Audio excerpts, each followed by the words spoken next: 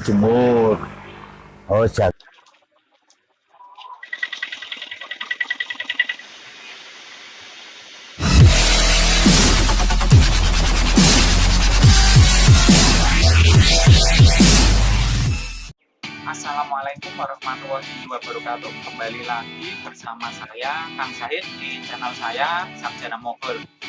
Oke teman-teman, pada video kali ini saya ingin membahas tentang bagaimana cara menghilangkan bau menyengat dan mata pedih saat berada di dalam kandang.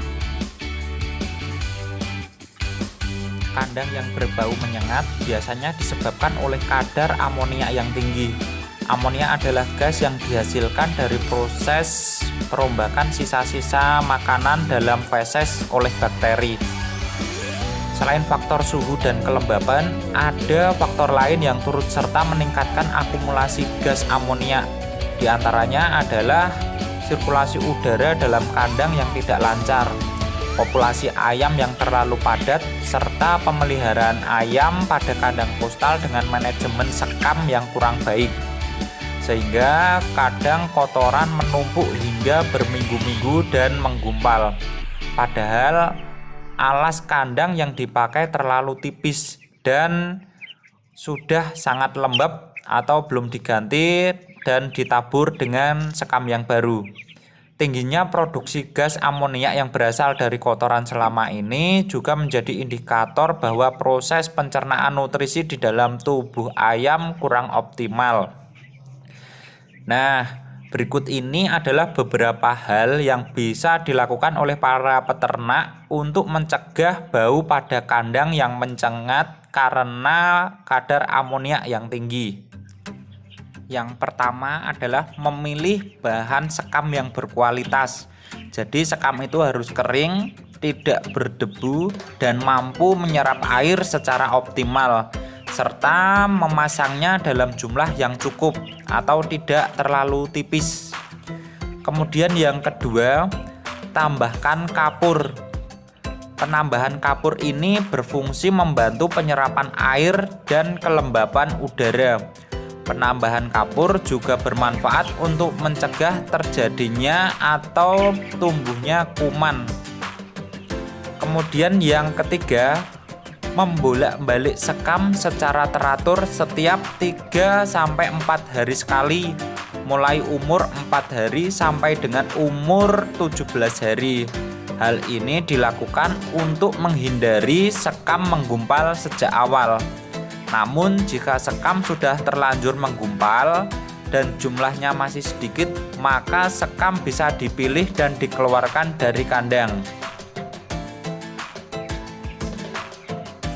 Namun apabila sudah sangat lembab, maka lebih baik sekam diambil dan diganti dengan sekam yang baru.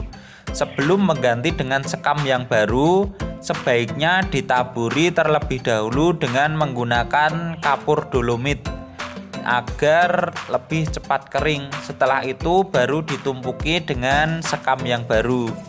Kemudian yang keempat, jangan sampai ada air yang tumpah ke sekam.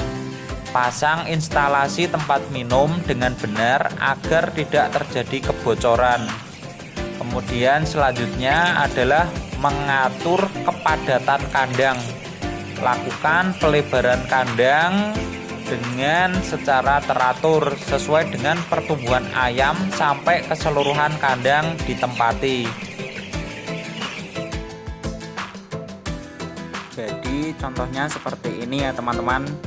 Kotoran yang sudah menggumpal dan lembab ini harus kita ambil.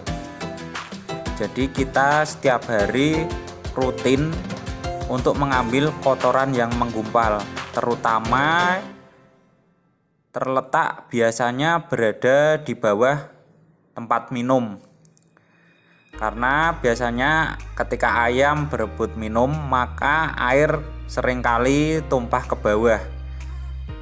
Air yang tumpah bercampur dengan kotoran ini biasanya menyebabkan sekam menjadi basah dan lembab, menimbulkan kuman dan bakteri. Kemudian nanti setelah sekam ini atau sekam yang menggumpal ini diambil, kita nanti bisa menabur dengan sekam yang baru agar lapisan sekam ini tetap tebal.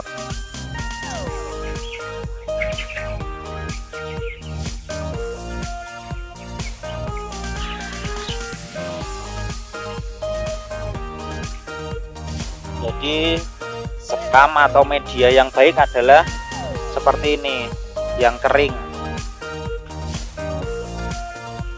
Kalau sekamnya kering, biasanya akan terhindar dari penyakit dan kuman-kuman yang lainnya. Bau amonia yang tinggi tidak jarang juga menjadi pemicu hadirnya lalat kandang. Kehadiran lalat akan memperparah kondisi dari kandang. Bau akan lebih menyengat karena tipikal dari lalat ketika berada di feses akan mengeluarkan saliva yang kemudian dihisap kembali. Proses keluar masuknya saliva dari lalat inilah yang menyebabkan amonia semakin tinggi.